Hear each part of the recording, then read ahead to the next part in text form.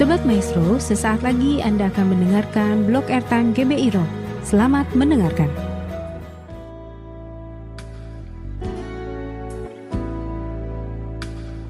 Kita masuk pada suatu tema yang dahsyat. Boldness for the King. Ketegasan, keberanian untuk sang raja. Dan kalau kita lihat apa sih boldness, apa sih keberanian? Keberanian ini kalau saya ambil dari Cambridge Dictionary, boldness dikatakan adalah cara berperilaku berani dan percaya diri yang tidak menunjukkan rasa takut. Tidak menunjukkan rasa takut. Jadi dalam arti sederhana, boldness ini adalah suatu keberanian. Itu boldness. Kalau kita lihat hari-hari ini, untuk keberanian ini tidak mudah. Banyak orang yang ketakutan, apalagi kita baru agak-agak longgar dibanding dengan pandemi pada tahun sebelumnya.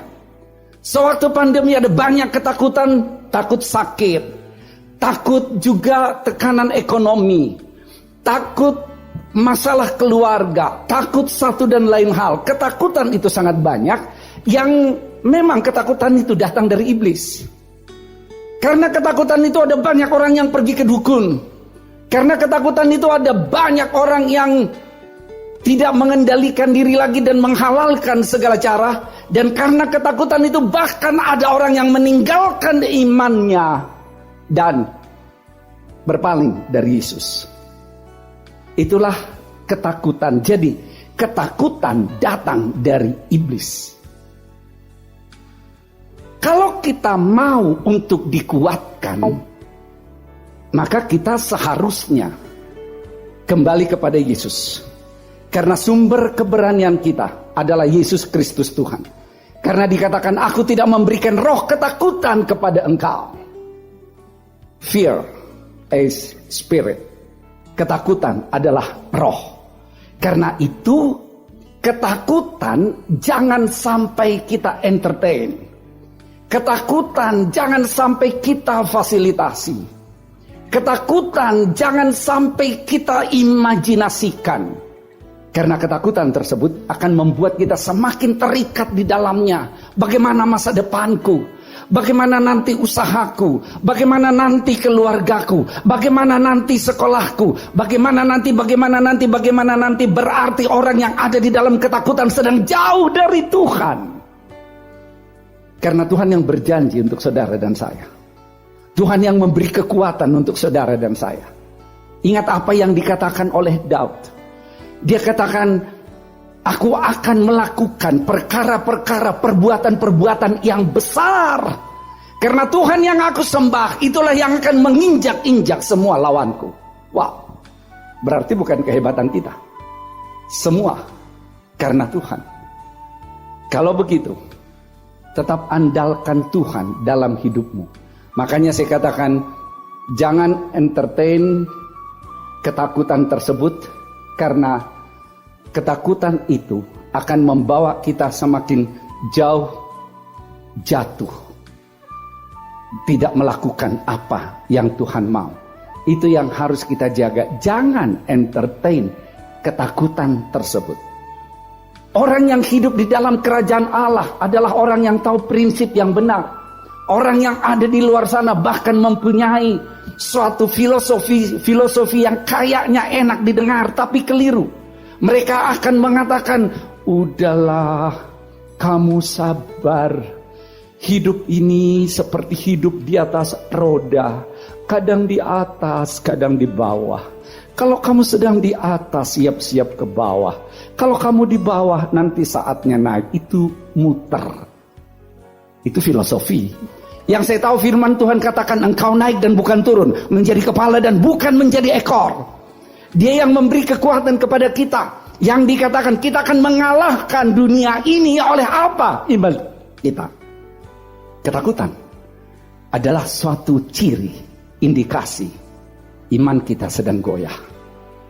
Makanya pastikan Tuhan tetap berkarya di dalam hidup kita. Nggak usah pikirin hal-hal yang jelek itu. Nggak usah diintimidasi oleh hal-hal yang jelek itu. Tapi pikirkanlah janji Tuhan dalam kehidupanmu. Dan itu harus dilatih. Harus kita biasakan. Aku tidak mau hidup dalam kekhawatiran. Aku tidak mau hidup dalam ketakutan. Apakah ketakutan itu pernah datang? Yes, saya juga didatangi oleh rasa ketakutan. Tapi dikuasai oleh ketakutan, itu yang saya nggak mau. Hanya sedikit bilangan manusia yang terlahir langsung jadi pemberani.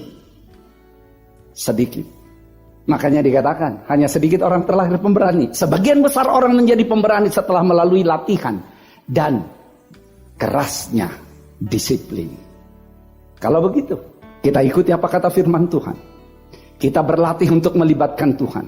Fokus kita adalah janji Tuhan, pengharapan yang datang dari Tuhan. Kita tidak mau dibawa-bawa oleh iblis, karena ketakutan adalah roh dan boldness in the spirit adalah hasil dari campur tangan Roh Kudus di dalam hidup kita.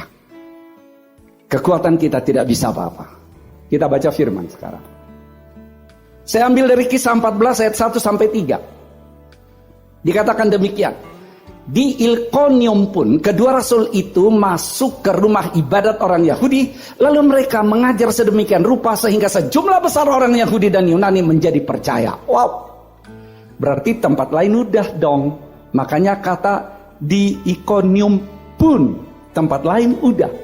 Mereka mengajar dan banyak orang Yunani, orang Yahudi juga jadi percaya. Kalau mereka nggak mengajar, bagaimana yang lain? Bagaimana mereka bisa percaya kalau mereka tidak bisa dengar? Bagaimana mereka bisa dengar kalau tidak ada yang memberitakan? Berarti harus kita beritakan. Mereka berani. Dikatakan dalam ayat 2, tetapi orang-orang Yahudi yang menolak pemberitaan mereka memanaskan hati orang-orang yang tidak mengenal Allah dan membuat mereka gusar terhadap saudara-saudara itu. Di luar sana akan terjadi kegusaran dikala kerajaan Allah diperluas. Di luar sana akan terjadi kegusaran dikala kebenaran-kebenaran yang diberitakan. Ayat yang ketiga, Paulus dan Barnabas tinggal beberapa waktu lamanya di situ. Mereka mengajar dengan berani karena mereka percaya kepada Tuhan, dan Tuhan menguatkan berita tentang kasih karunia-Nya dengan mengaruniakan kepada mereka kuasa untuk mengadakan tanda-tanda dan mujizat-mujizat. Kenapa mereka berani? Karena mereka tahu Tuhan setia. Kalau saudara dan saya berani, bukan berani karena kita hebat, bukan berani karena kita jagoan, bukan berani karena kita paling pinter, tetapi kita percaya pada Tuhan. Masalah bisa ada, perekonomian bisa tergoncang, kesehatan bisa terganggu, fitnah boleh ada, keluarga boleh tidak harmonis. Tetapi kemudian andalkan Tuhan. Psikolog bisa memberikan manfaat bantuan, tapi di atas itu semua Tuhan. Psikiater bisa memberikan saran, tapi di atas itu semua Tuhan. Apakah seluruh orang tua harus menjadi psikolog dan psikiater untuk membina keluarganya? Ya enggak lah, panggilan beda-beda. Ada yang dipanggil jadi psikolog, ada yang dipanggil jadi guru, ada yang dipanggil jadi full timer, ada yang dipanggil jadi pengusaha, ada yang dipanggil jadi banyak hal. Kita harus jadi berkat di mana kita berada. Makanya andalkan Tuhan, dan Tuhan pasti ingat apa yang Dia janjikan. Dia tidak tinggal diam. Makanya Tuhan menyertai dengan tanda-tanda ajaib dan mujizat.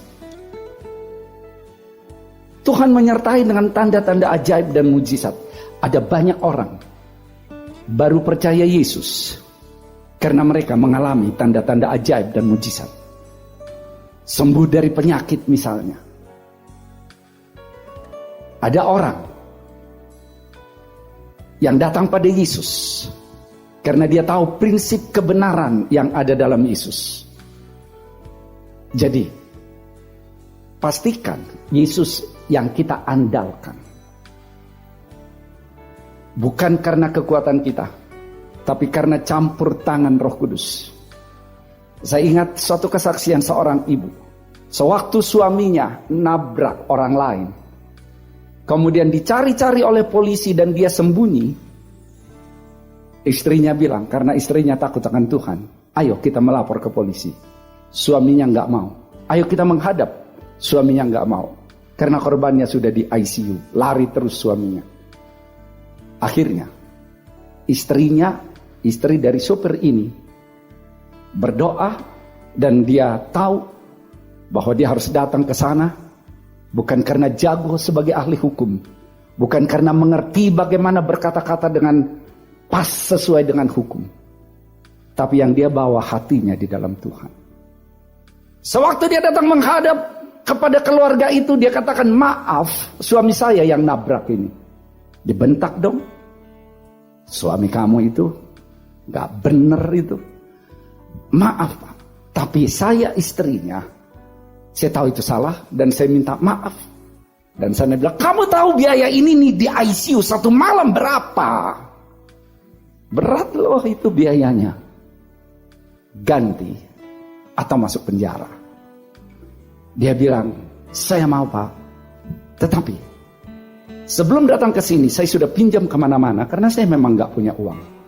Saya gak ingat berapa juta, antara 3 sampai 5 juta. Tapi itu kecil dibanding biayanya. Saya bisa kasih sekian. Dibentak lagi. Ini apa artinya uang segini? Gak ada gunanya. Tapi dia tetap dalam hati yang tahu, penuh kerendahan hati, maafkan Pak, ini sudah saya pinjam kemana-mana, dan inilah yang bisa saya berikan. Kalau ke depan saya masih bisa pinjam, saya akan lakukan karena saya tahu ini adalah salah suami saya. Setelah bicara beberapa lama, hati dari orang tua yang ditabrak itu tersentuh, dan dia bilang, oke Bu, sudah kami maafkan, bawa aja pulang duitnya. Apa yang dia andalkan? Intelektual enggak, keberanian enggak, keuangan yang dia punyai enggak. Yang dia andalkan adalah tuntunan Tuhan dalam hidupnya. Itulah yang harus menjadi contoh bagi kita. Karena kita andalkan the power of Holy Spirit. Bukan karena kekuatan dari diri kita, tapi Tuhan yang memberikan kekuatan, kemampuan, sehingga Tuhan yang campur tangan. Tapi jangan dikatakan bahwa semuanya mudah-mudah saja. Nggak tahu kita. Yang perlu kita tahu adalah kita berserah kepada Tuhan. Dan kita tahu Tuhan tidak mempunyai rancangan kecelakaan untuk saudara dan saya. Amin. Rancangannya adalah rancangan damai sejahtera. Damai sejahtera yang melampaui segala akal. Bukan damai sejahtera yang datang dari dunia ini. Saya akan ambil dari firman Tuhan berikut. 2 Timotius 1 ayat 7. Sebab Allah memberikan kepada kita bukan roh ketakutan, melainkan roh yang membangkitkan kekuatan, kasih dan ketertiban. Berarti ketakutan adalah roh. Allah bukan memberikan kepada kita roh ketakutan. Karena itu, poin yang pertama saya katakan, berani, jangan takut. Boldness for the king. Berani, jangan takut. Ada banyak orang ketakutan. Itulah yang membuat orang-orang itu seperti saya katakan tadi, menghalalkan segala cara. Takut anakku gak sekolah nanti, nyuri deh. Takut banyak hal. Padahal ketakutan itu akan dipakai oleh iblis untuk menjerat kita, sehingga kita makin jauh dari Tuhan. Ada orang karena ketakutan meninggalkan Tuhan. Ada orang karena ketakutan pergi ke orang pintar. Yang mau saya tekankan, hati-hati dengan ketakutan, karena dunia ini penuh dengan ketidakpastian. Dunia ini penuh dengan perubahan. COVID kelihatannya sudah selesai. Oke, kita bersyukur. Doa saya semua semakin baik. Tapi kalau ada hal-hal tertentu di depan, selalu siap andalkan Tuhan. Karena memang yang tetap di dunia ini adalah perubahan, yang pasti di dunia ini adalah ketidakpastian. Tetapi Yesus Kristus Tuhan yang kita sembah sama dulu, sekarang, dan selama-lamanya. Tepuk tangan untuk Allah kita yang dahsyat.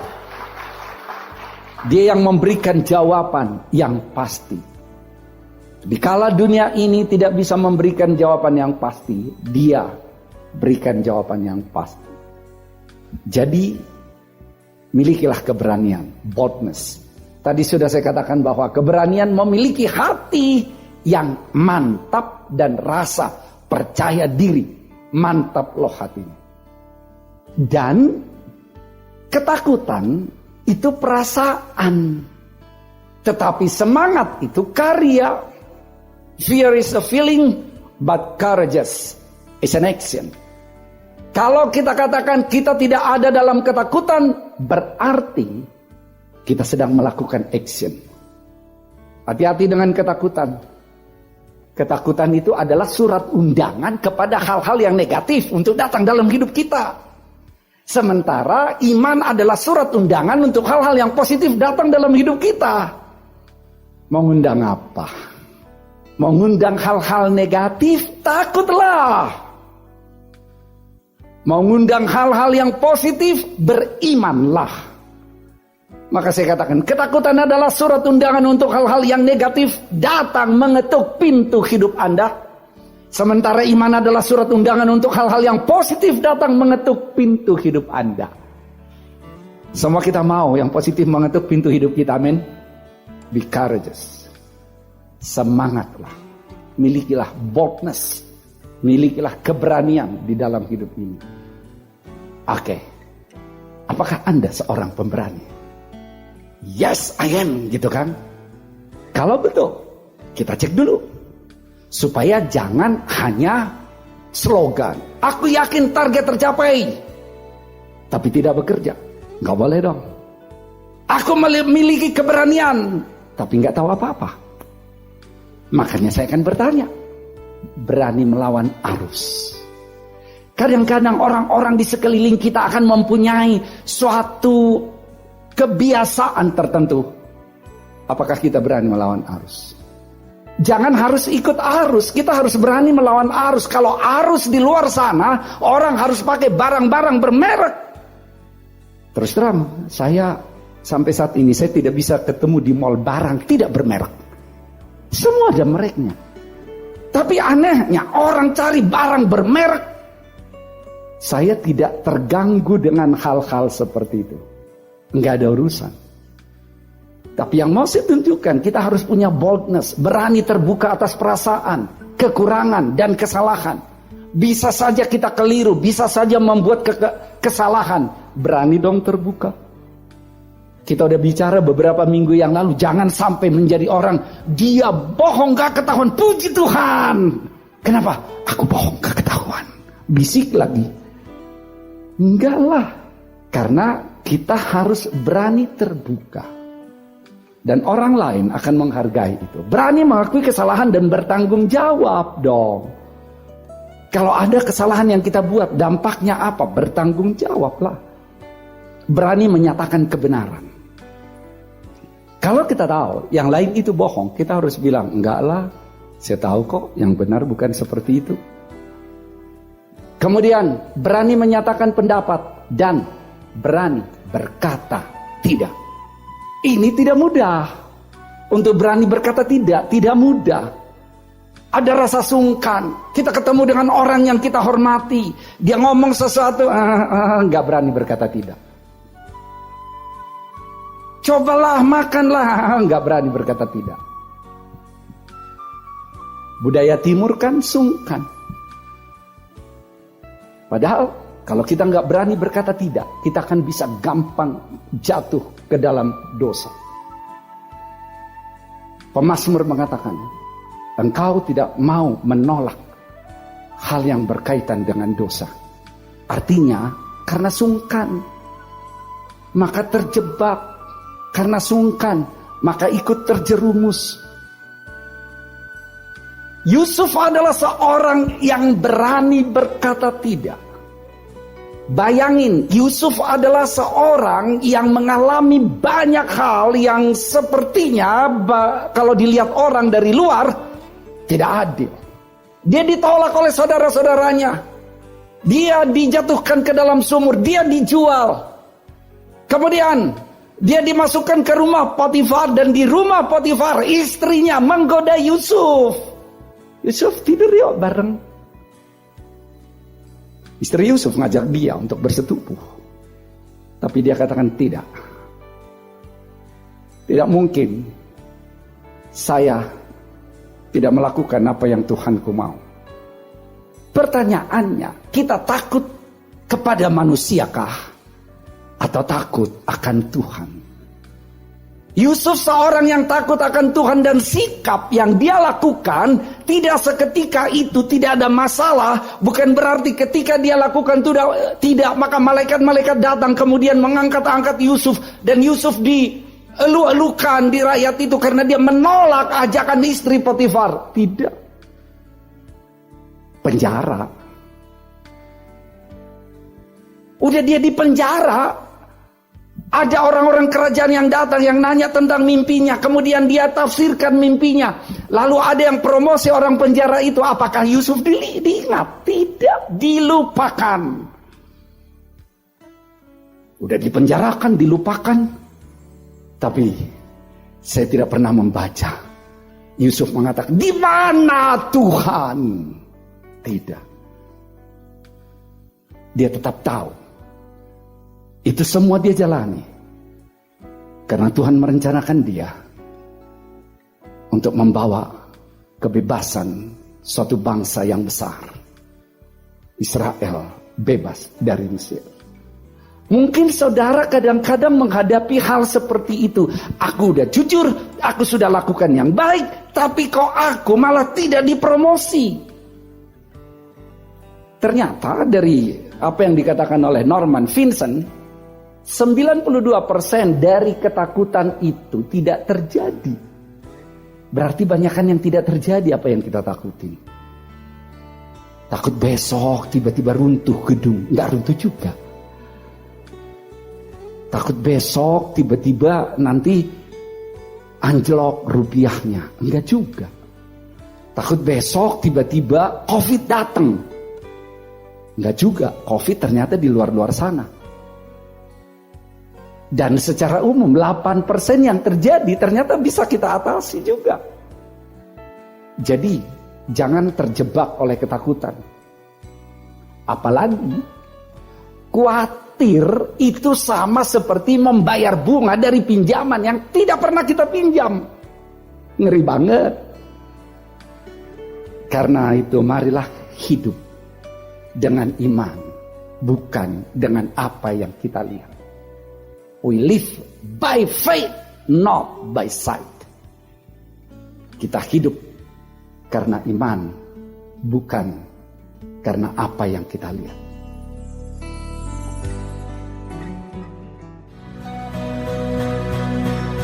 Terima kasih Anda telah mendengarkan Blog Airtime GBI Rock. Tuhan memberkati.